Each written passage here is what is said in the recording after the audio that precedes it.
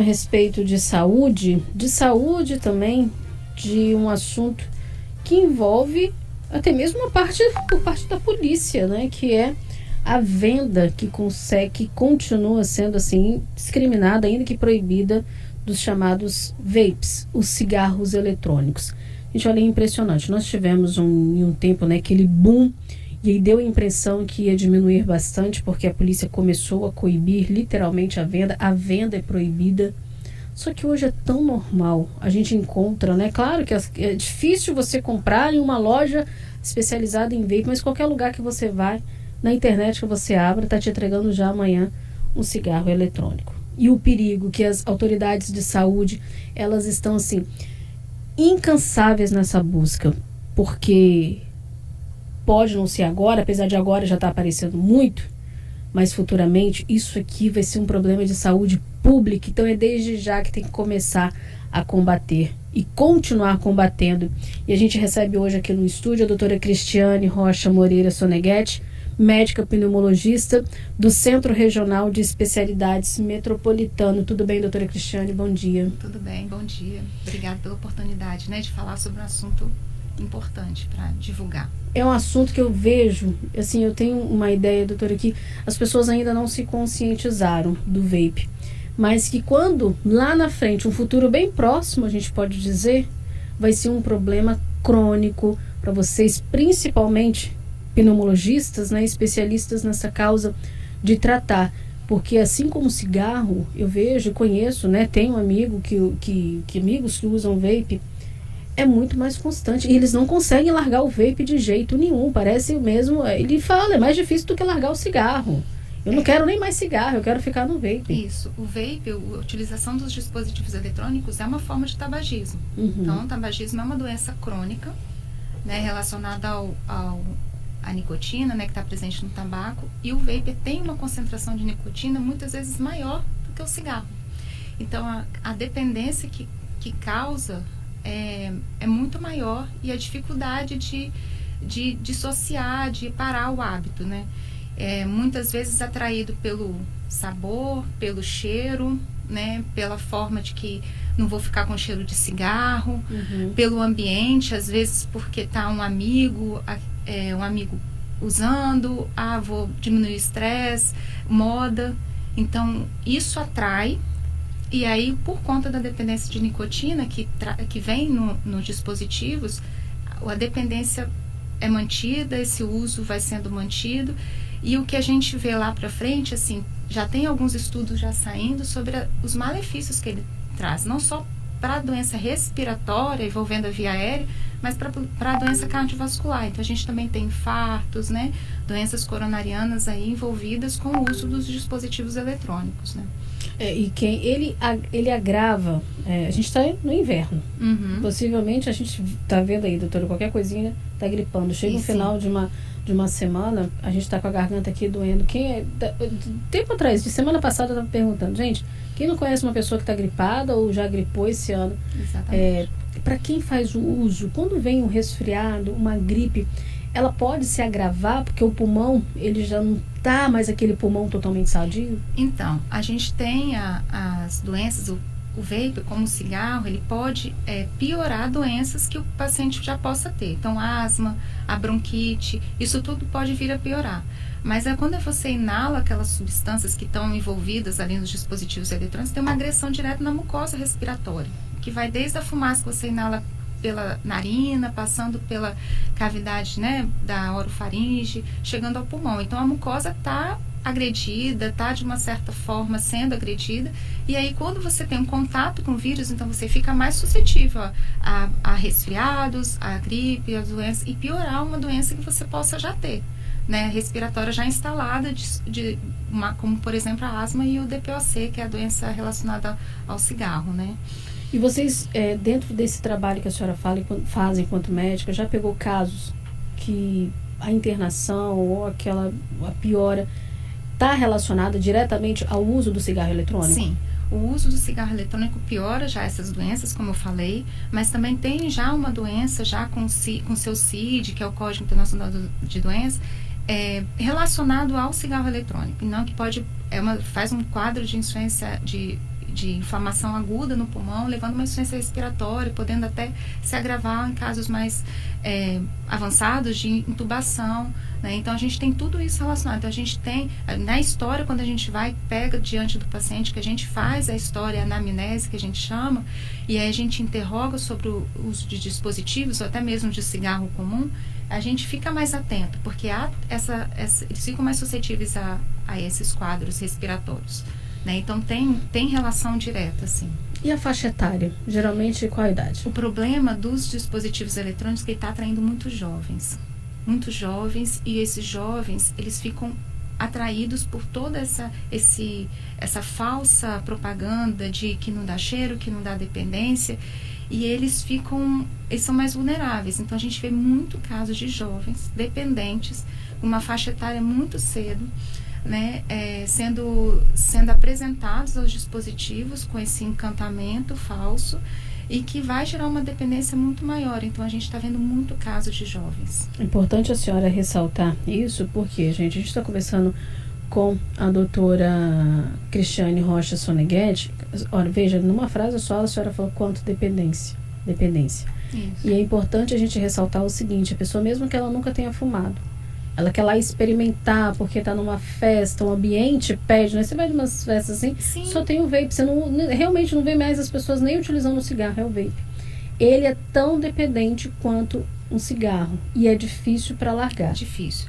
Aí se a gente pega um paciente que já parou o hábito, já cessou o hábito do tabagismo, né, do cigarro comum, e perguntar o quanto foi difícil, imagine com o vape, onde a concentração de nicotina pode ser ainda maior.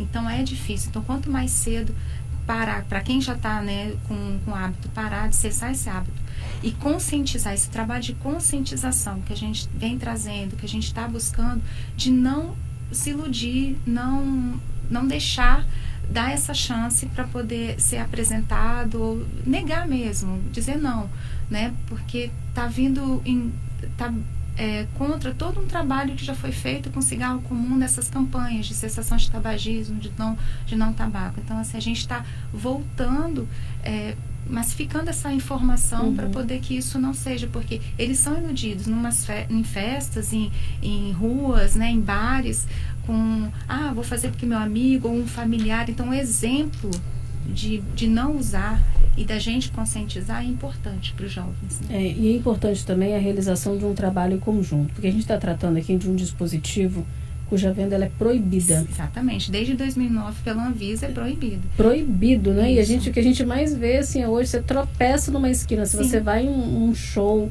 em um local de barzinhos, são as pessoas se vendendo. Comerciante de rua, né? Comerciante de rua. Tá faltando por aqui, não vou nem questionar a doutora, mas é pelo que a gente vê e pelo onde a gente está rodando, falta fiscalização. Falta muita fiscalização sobre isso. Agora, vocês possuem, né, dentro da Secretaria de Saúde, um trabalho de combate ao tabagismo. Sim. Aí eu pergunto, e quem está só no vape, ele pode procurar ajuda? Sim, pode procurar ajuda, porque tem essa relação com a dependência de nicotina, né? Então, num cigarro comum, que a gente tem uma escala de dependência de nicotina para avaliar o grau de dependência e manejar o paciente, já existe, já está sendo feita e aplicada essa escala, uma outra escala no vape, onde a gente vê que é muito mais importante, e aí a gente tem que conscientizar, e isso pode ser acessível, né, de trabalhar para essa cessação do tabagismo, né? Então, assim, a reposição de nicotina que a gente às vezes faz num cigarro comum, a gente vê que no vape é muito maior a necessidade, né? Então, tem essa abordagem. O trabalho que a Secretaria de Saúde faz quanto o programa é importante, já é bem antigo, né? Tem muitos anos, e a gente vem trabalhando nisso daí para poder conscientizar quanto aos vapes agora. A gente sabe, é um vício, muitas pessoas não vão conseguir vamos dizer assim, largar sem ajuda e sem a vontade própria dela, de pegar e jogar fora, não comprar mais. Isso. Eles associam muito, e tem até pergunta aqui para a senhora. Há dispositivos, doutora, que é informado que não há nicotina.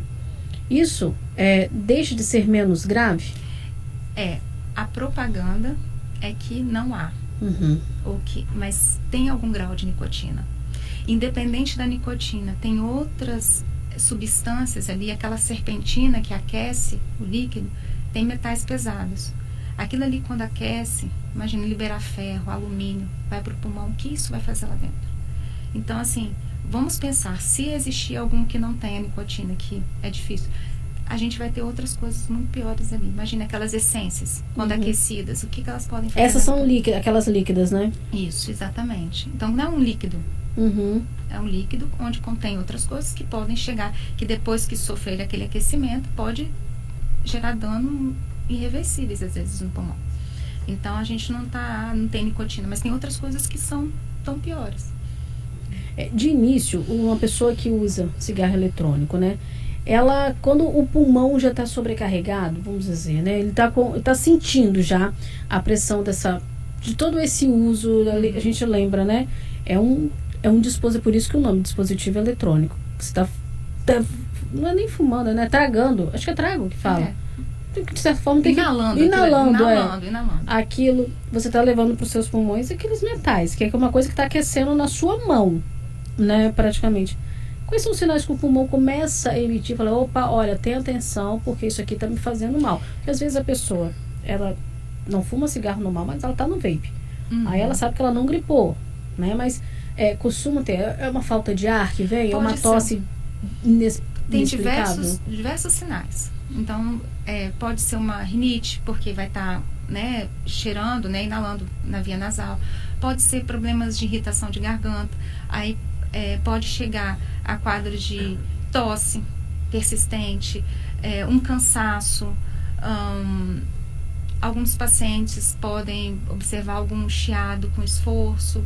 Então, qualquer sintoma respiratório tem que ser avaliado com importância. Qualquer pessoa, mas principalmente naqueles que usam algum dispositivo eletrônico ou cigarro comum. Então, assim, qualquer sintoma respiratório, a gente não pode levar, isso aí é porque eu estou cansado, porque eu fiz muito exercício, ou porque eu estou sedentário. Não. É importante, principalmente quando o paciente usa alguma substância.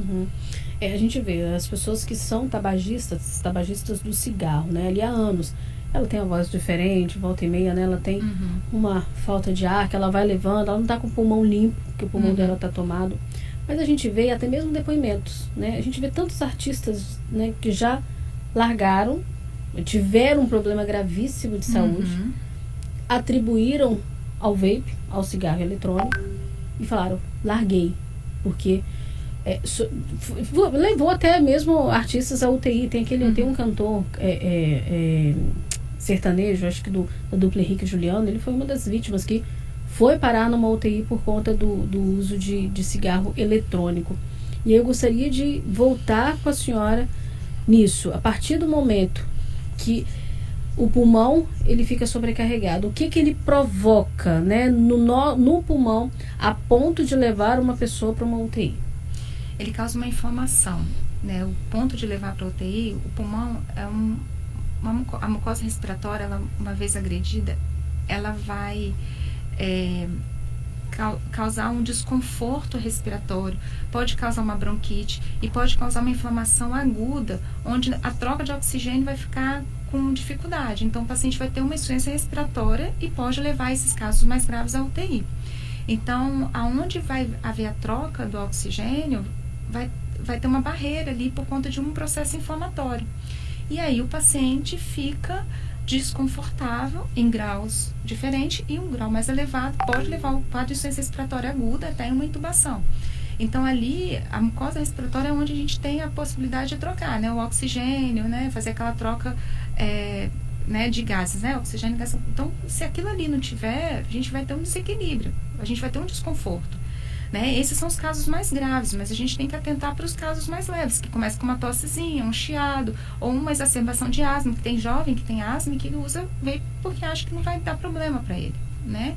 Então, vai dar sim, vai piorar a asma, vai descontrolar a sua asma, e aí vai fazer um edema, uma inflamação aguda daquela mucosa, e o ar vai ficar com dificuldade de passar por ali, e a troca vai ficar difícil, né? E ele vai ficar aquele desconforto e vai levar. Então, qualquer sinal tem que procurar uma ajuda para poder fazer exames, para poder... E aí o profissional que vai estar atendendo conscientizar, né? Bater naquela tecla que é importante, que não é inofensivo, que é importante de parar. O trabalho de vocês, profissionais da saúde, em especial, principalmente os pneumologistas, logo quando surgiu aqui no Brasil, foi até mesmo um grito que vocês fizeram. Olha, isso é perigoso, não permite. Tanto não sabemos muita coisa, então a gente... Tanto é que vocês fizeram um trabalho tão completo que a Anvisa logo em seguida falou, está proibido a venda. E esse ano teve uma consulta pública onde foi mantida essa determinação no final de abril agora, um trabalho feito da Sociedade de Pneumologia junto ali no Congresso para poder manter, foi feita uma consulta pública onde manteve essa determinação da Anvisa, né, da não comercialização. Manter a comercialização, mas a gente está vendo, doutora, a sociedade também, que não estamos surtindo muito efeito. E vocês estão partindo para que passo agora? A educação, porque eu acho que não adianta ter uma lei... E daqui a pouco vai ser educação pela dor, né, que vai mostrando casos assim, e mais porque não adianta você ter uma lei se você não tiver educação, exemplo. Então a gente precisa colocar para que os pais alertem os jovens, que é a população-alvo que eu vejo assim, dessas propagandas, os pais, as pessoas que já passaram por problemas até com cigarro comum, para poder mostrar que não é o caminho. Né? Então, acho que tem que ter a educação, o exemplo. Né? Por isso que a gente está tentando trazer isso daí o mais amplo possível para poder atingir o maior número de pessoas. Isso vocês podem contar com a gente, porque acho que tem que ser aquele trabalho muito de formiguinha, porque para um pai às vezes nem entende muito bem, ele vai entender aquilo que o filho explicar, quando vê um vape na bolsa do filho. Que entre um cigarro e um vape, ele vai ficar mais assustado com um cigarro, se meu filho fumando um cigarro. É atrativo aos olhos, né? Porque o vape, às vezes, assim, tem uma coisa mais bonitinha ali. Olha que cheirinho bom, não tem nada a ver, não tem nicotina aqui.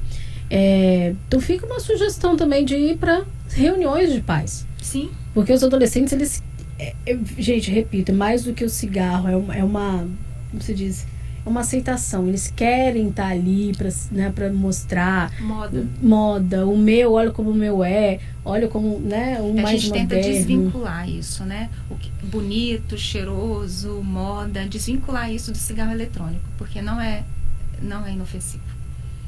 Isso, justamente. E ter esse trabalho, né, justamente nas escolas, com os pais, principalmente em reuniões de pais, porque vai ser por aí, porque é aquela questão de proibir. Mas meu filho já é adulto, né? Não, a gente não está falando de adulto, não. A gente está falando de adolescente mesmo. Não vamos fechar os nossos olhos, não, sabendo que 16, 17 anos está indo para festinha. Estão usando, sim, eles usam, porque é moda. Qualquer festinha que você vai dessas crianças, modinha usar. E na porta da entrada de qualquer festa estão vendendo. Porta de escola. Não vendendo, mas a gente vê o uso, às vezes, em porta de escola, pelo cheiro. Então, assim, não é uma coisa que... as pessoas supervisoras não vão notar. Não vão notar, exatamente, a palavra notar. Então, assim, a gente tem que conscientizar para que isso não chegue, né? Também dentro da escola, do ambiente ali. E os pais mostrarem, conversar. Tem que conversar. É um trabalho, assim, que vai ser de formiguinha e incansável. Mais uma vez, a gente traz aqui na Band News FM um tema tão importante, porque a gente pode dizer que boa parte dos nossos ouvintes são pais, né? Ou se não são pais, são tios, são pessoas que estão ali do lado dessas jovens, ou até mesmo pessoas que fazem uso. Para quem faz uso, não preciso nem dizer o que vocês devem fazer. Olha o que a doutora está falando. Não queiram pagar para ver. Exatamente. Porque a aposta vai sair cara. Ninguém quer bater numa emergência e ser encaminhado, pensar que não, daqui a pouco chega um médico e fala, olha, a gente vai ter que te internar, você vai para UTI. Exatamente.